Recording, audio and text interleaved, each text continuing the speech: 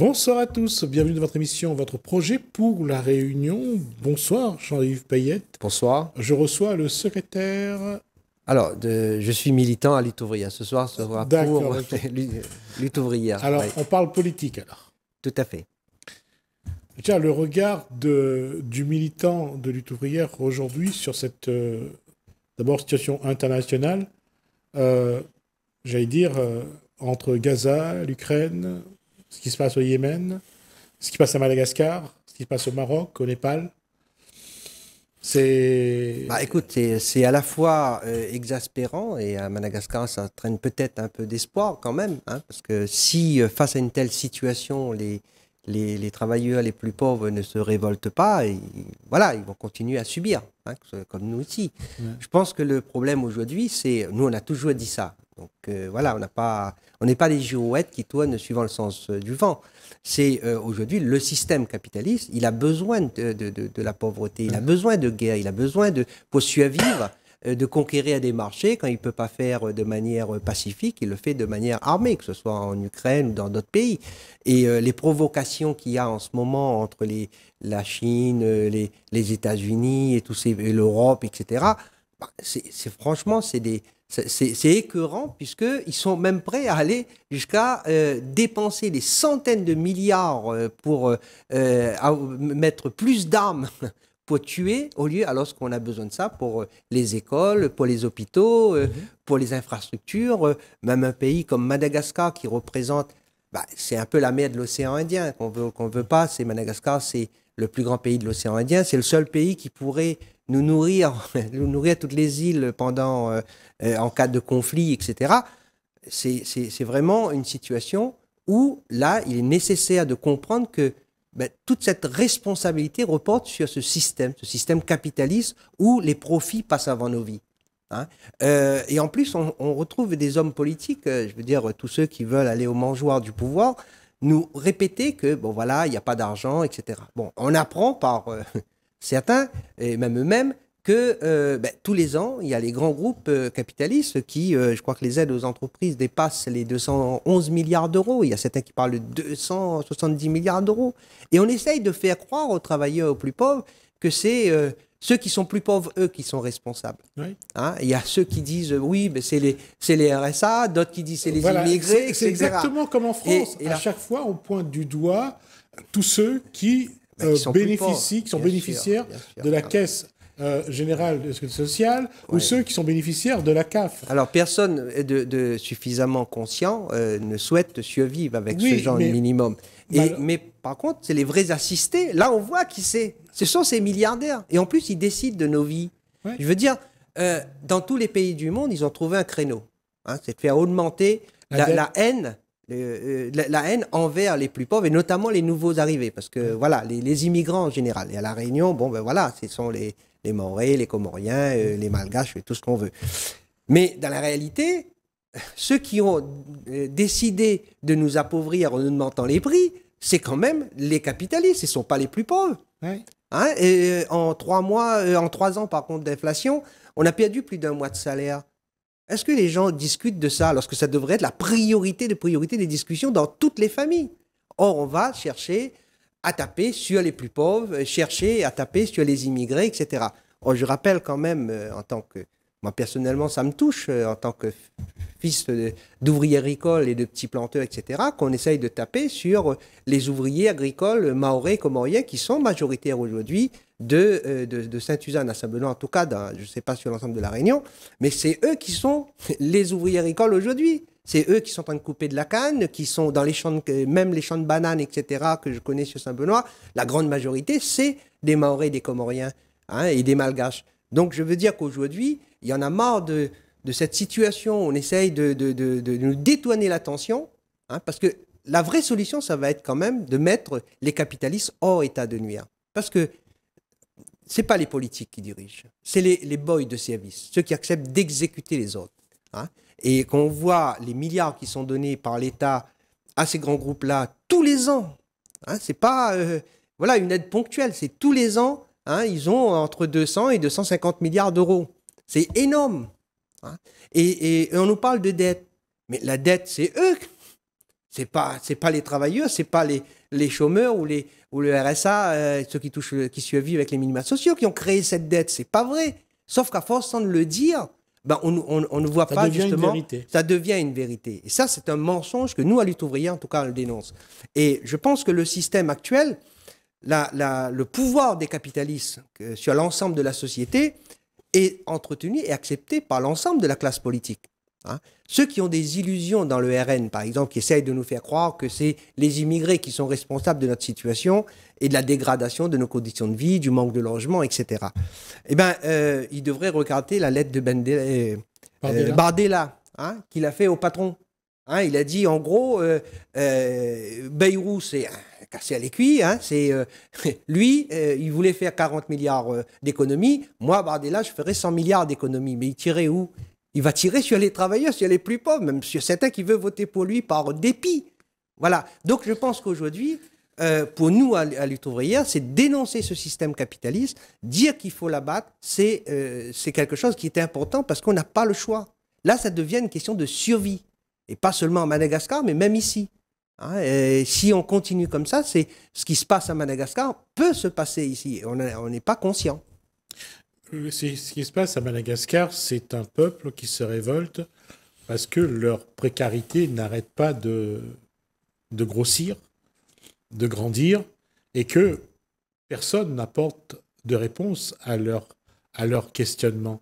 Et à La Réunion, j'allais dire, la situation, elle est différente parce que le gouvernement, à chaque fois, et là, c'est ça que je veux poser la question à Jean-Yves Payette, lorsque le gouvernement commence à sentir un petit peu le vent du boulet, il lâche un petit peu des lois sociales. Tout à fait. Là, depuis quelques semaines, on parle du social. On sent que le gouvernement est en train de sentir sa gronde. Ça gronde pas suffisamment pour le moment. Ils n'ont pas encore peur. Mais je pense que quand ils auront peur, ils peuvent lâcher beaucoup plus sur les centaines de milliards d'euros qu'ils veulent. Voilà. Ouais. Et je pense que c'est vrai que je ne veux pas comparer la pauvreté à Madagascar et à La Réunion. Ouais. Ça serait pas correct. C'est deux choses différentes. Mais moi, ce qui me donne espoir, c'est que voir cette jeunesse malgache se révolter, et j'espère qu'elle pourra partir jusqu'au bout de sa révolte et de remettre en place, je dirais, un système où c'est eux qui contrôlent et qui décident de tout et non pas que ce soit les capitalistes, parce que les capitalistes, c'est les profits avant nos vies. On voit la génération jeune à Madagascar, on le voit aussi au Maroc, on le voit aussi au Népal.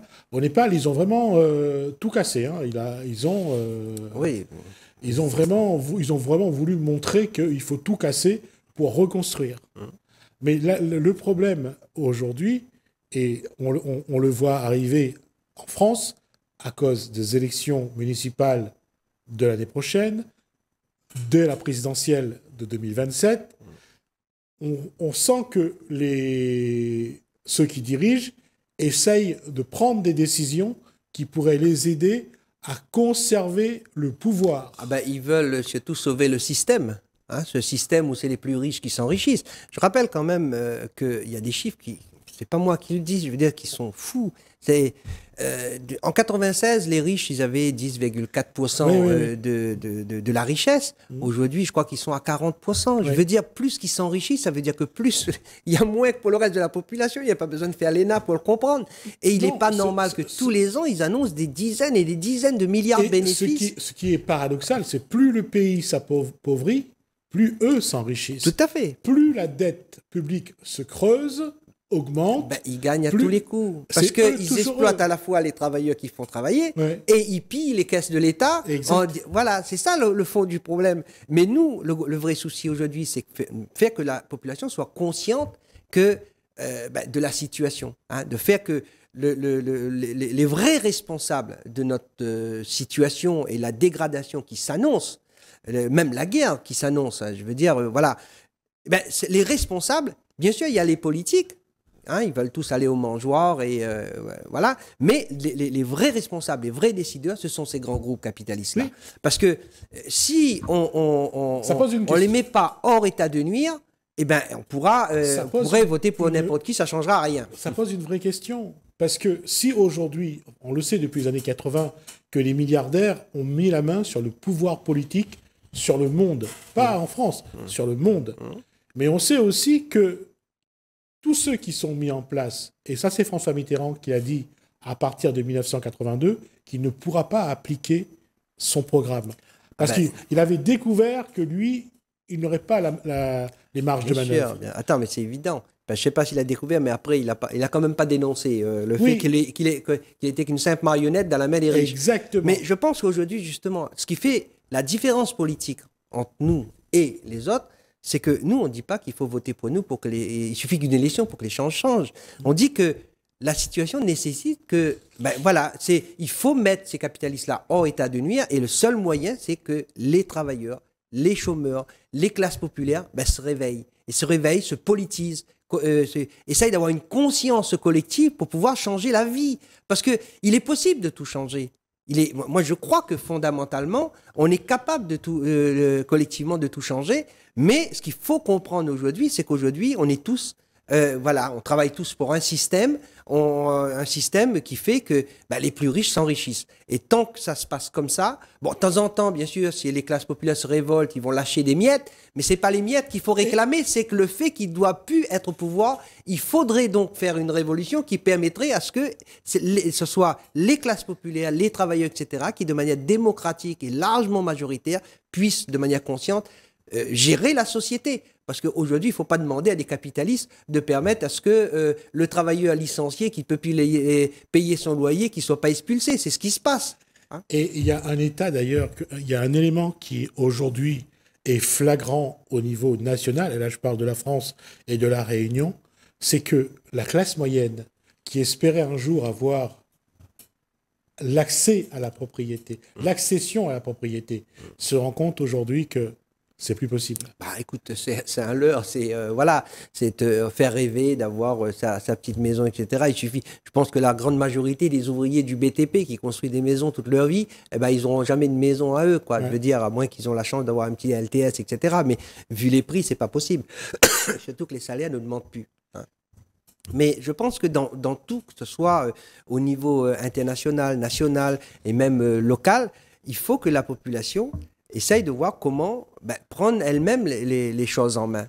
Hein. On ne pourra pas changer les choses s'il n'y a pas une conscientisation de la population que on peut, de manière collective, décider ensemble de ce qu'il faut réellement faire au quotidien sur du moyen et long terme. Hein. Parce que, si on laisse le pouvoir dans la main sans contrôle de la population, ça veut dire que c'est les capitalistes qui vont diriger et décider de ce qu'on veut. Les hommes politiques qui vont être élus, il faut être honnête, ils sont tous arrosés avant les élections pour mener la campagne électorale. D'accord ? Où il tient l'argent pour faire la fête tous les soirs pendant la campagne électorale, où il tient l'argent pour payer les différents militants et faire de la bonne bouffe tous les soirs pendant la campagne électorale. Cet argent-là, il faudra le rembourser, sauf que c'est pas eux qui remboursent ensuite, c'est sur les budgets des communes et autres. Hein, et c'est comme ça qu'on apprend que la Réunion fait partie des départements les plus corrompus de France. Hein, c'est pas que les hommes politiques, c'est-à-dire ce système dirigé par les capitalistes et les patrons a besoin de la corruption, a besoin que les hommes politiques soient à leur service. Hein, et c'est ça qu'il faudrait que justement qu'on prenne conscience pour pouvoir changer les choses. Est-ce qu'il y a une chance de revenir à une posture? Je veux dire, l'argent a toujours mené le monde. Tout à fait. Et depuis les années 80, c'est une vérité qui est encore plus vraie. C'est-à-dire, c'est affirmé sans pudeur. Voilà. Aujourd'hui, j'allais dire qu'il ne se cache même plus. Bien sûr. Il ne se cache même plus de préparer la guerre. Il ne prépache même plus d'envoyer nos enfants à la guerre. Et voilà, il ne se cache plus. Et c'est pour ça que je dirais qu'aujourd'hui, justement, il est important d'avoir une conscience collective, de dire... Voilà, si on se met tous ensemble, on peut tout faire. Mais pour pouvoir enlever le pouvoir dans la main de ces grands groupes capitalistes. Parce que si on n'enlève pas le pouvoir dans la main de ces grands groupes capitalistes, vous pouvez aller voter pour qui vous voulez. Il sera lui-même au service de ces grands groupes-là parce que c'est le système. Et si on revient, pour revenir à une posture pareille, il faut revenir dans les années 70, où le gouvernement, français je parle, avait encore, dans d'autres pays pareils, avait encore un pouvoir, j'allais dire, le pouvoir de définir un cadre économique, un cadre politique pour l'économie. Aujourd'hui, c'est le milliardaire qui dit décide, au président, voilà ce que j'ai besoin pour mes affaires, et le président met en place les éléments pour ça. C'est ça, la difficulté. Il y a ça, mais il y a aussi le fait qu'il ne faut pas ignorer, c'est que les pays comme la France, l'Angleterre ou autre, on a quand même vécu sur le dos des pays africains. Hein. Il était assez facile dans les années 60-70 d'aller voler les richesses en Afrique et les ramener en France, etc. Même sous la période de Mitterrand. On a pillé l'Amérique du Sud. Et même Madagascar, je veux dire, moi j'ai eu un ami qui est décédé là, mais qui me parlait d'une visite de Mitterrand à Madagascar où son avion a été rempli de choses très importantes, de haute valeur. Mais juste pour reprendre quelque chose que tout le monde a entendu parler, c'était les bijoux de Bokassa. Les bijoux de Bokassa, à mon avis, on devrait parler aussi des bijoux de Mitterrand et tout le reste. Parce qu'en fait, c'est comme ça que ça se passe. Le financement des campagnes électorales, on voit bien avec Sarkozy. C'est comme ça que ça se passe avec l'Afrique. C'est-à-dire de dire, on vous maintient au pouvoir, on vous donne les armes, vous financez nos campagnes électorales. C'est comme ça. De toute façon, c'est eux-mêmes qui disent. Mais le vrai souci, c'est que personne n'a rien à faire de cette population qui souffre. Et ça, si la population... pour moi, il est important que chaque fois qu'il y a des luttes, que les gens apprennent à décider par eux-mêmes de ce qu'il y a à faire au quotidien, des actions qu'il y a à mener, etc. Parce que je pense que la future société que nous, on souhaiterait, c'est une société où justement les gens décident de tout. Et décident de manière largement majoritaire de ce qu'il faut faire. C'est-à-dire... je sais pas, moi, les problèmes de logement, qu'on puisse se dire, est-ce qu'on est d'accord pour dire que toute personne qui est née jusqu'à sa mort puisse avoir un toit? Bon, après la mort, on sait qu'il aura un toit, mais au moins pendant cette période-là, je pense que c'est des décisions politiques qui est tellement logique que la grande majorité de la population sera pour. Et on a les moyens financiers, on a les ouvriers pour le faire, on a le foncier pour le faire. Il faut la décision politique. Mais cette décision politique ne pourra jamais être prise si c'est les capitalistes qui dirigent la Réunion. Quand on regarde dans tout ce qu'on appelle les pays développés, la paupérisation, entretenir la misère, c'est aujourd'hui un élément que tout le monde développe. Bien sûr, c'est-à-dire aujourd'hui, il y a une augmentation de la pauvreté, il y a un blocage des salaires, il y a l'inflation, il y a tout ça. Il y a même quelque chose que c'était à peu près garanti, c'est que notre retraite, etc., a pu être prise en charge. Et ils sont prêts à mettre des doutes pour pouvoir justement dire qu'il faut changer le système de financement de retraite et tout. Mais le vrai souci, c'est qu'à chaque fois que... Là, par exemple, les 2 ans qu'ils ont pris sur notre retraite, mais l'argent est allé où? Et aller dans les 270 milliards qu'ils ont donnés aux capitalistes. Il faut, à chaque fois, il faut comprendre quand ils font des économies sur les plus pauvres, sur les chômeurs qu'ils ont coupés, sur les retraités, sur, c'est de l'argent qu'ils transfèrent directement dans les postes des grands groupes capitalistes. Ils inventent pas, ils créent pas de la richesse, les capitalistes, ils bossent pas. Bon, c'est ceux qui bossent qui créent de la richesse. Et bien, cette richesse-là, mais c'est eux qui en sont propriétaires. Et ça, c'est le véritable scandale, c'est qu'un capitaliste peut dire, moi, je possède à moi tout seul plus le budget de l'État français. Enfin, je veux dire, en tout cas, plus que son déficit, plus qu'un budget comme l'éducation nationale, etc., à moi tout seul. Et on laisse faire. Et on trouve ça bien.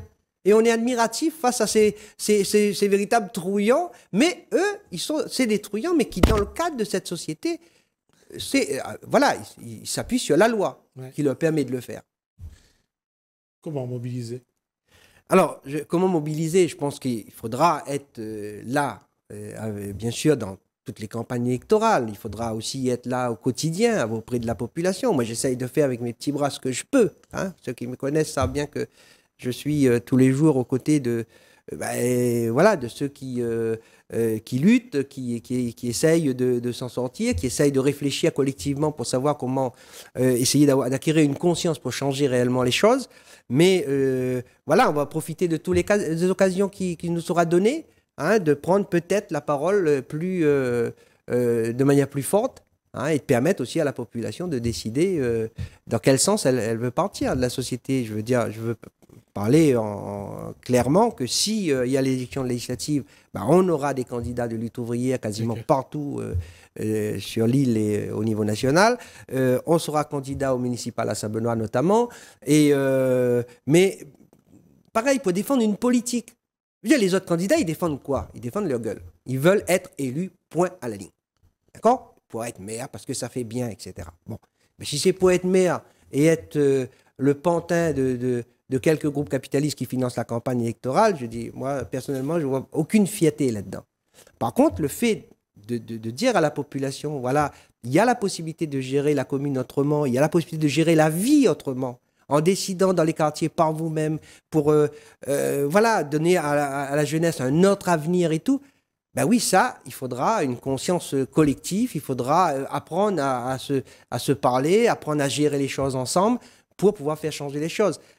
Quel que soit le niveau, en fait, il faut le faire comme ça, parce que la vraie démocratie, c'est ça. C'est pas le fait d'aller voter et après de dire « Ah merde, j'étais couillon d'avoir voté pour un tel », parce qu'il fait une politique qui est complètement à l'envers de mes intérêts et même de l'ensemble de la population. En tout cas, on a déjà dépassé le temps qui nous est imparti. Désolé. Non, on va se revoir, on va se retrouver. Et puis, surtout, si la campagne législative est lancée ou pas, parce qu'il n'y a pas encore de dissolution, je suis cette possibilité-là également. On va voir l'hypothèse, si l'hypothèse se confirme ou pas. Et puis, il y aura les élections municipales. On aura l'occasion de revenir sur ces éléments-là. Merci, Jean-Yves Payette. Là, c'est moi qui vous remercie. De Lutte ouvrière. Merci également à vous. Merci Hélène, merci François. Je vous dis à bientôt.